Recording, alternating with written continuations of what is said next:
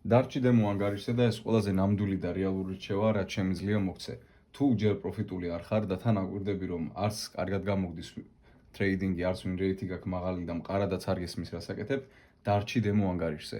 რეალურ ანგარიშზე გადასვლა მხოლოდ გააუარესებს ყველაფერს და ის ყველა მენტორი, რომელიც გასწავლით, რომ რეალურ ანგარიშზე რეალური გამოცდილება მიიღება და ემოციებს ცოცხლად ებძვი და რაღაც ეგეთი სისულელე, რომელიც თქვენთვის ამ ეტაპზე ჯერ ადრე არის, მაგას ნუ დაიჯერებთ და მაგას ნუ მოусმენთ, ყველაზე ნახს გეუნებით ახლა.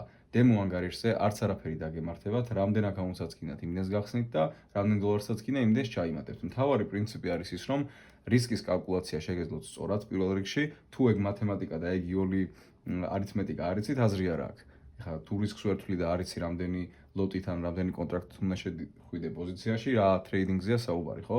მეორე უნდა გქონდეთ სტრატეგია, რომელიც მუშაობს, ანუ თუ სტრატეგიას აზრი არ აქვს და თუ რაღაცა უბრალოდ support-ა resistance ხაზებზე გაქვთ დაფუძნებული თქვენი ვაჭრობა ან ICT-დან გაქვთ იმბალანსი და kill zone time-ები მოპარული, მარტო ეგ პროფიტულობისთვის არ გამოგადგებათ. და მესამე რაც შეეხება, ეს უკვე ფსიქოლოგიური მდგომარეობაა, რომლითაც მზად უნდა იყოთ იმისთვის, რომ ტრეიდში იყოთ და მიიღოთ გადაწყვეტილებები. ხო და დემოზე თუ დარჩები და თუ შენ თავს მიცემ იმის საშუალებას, რომ ცოტა დრო მისცე, ცოტა მისცე რაღაც გასაქანი და ის ოთახი გქონდეს განვითარებისთვის, ასე ვთქვათ, რომელიც ტრეიდინგს ჭირდება, შენი შედეგები მალევე შეიცვლება.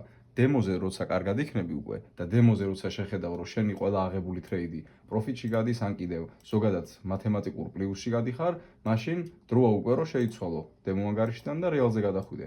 მაგრამ მაშინ, როდესაც შენი 10 ტრეიდიდან 8 წამგებიანია და თან არც ისეთი რისკ რევარდით ვაჭრობ, რომ იმ მოგებულმა ტრეიდებმა ნულში მაინც გაგიყვანოს, პირდაპირ გეუბნები, შენთვის ადრეა რეალზე გადასვლა და დარჩი დემო ანგარიშზე.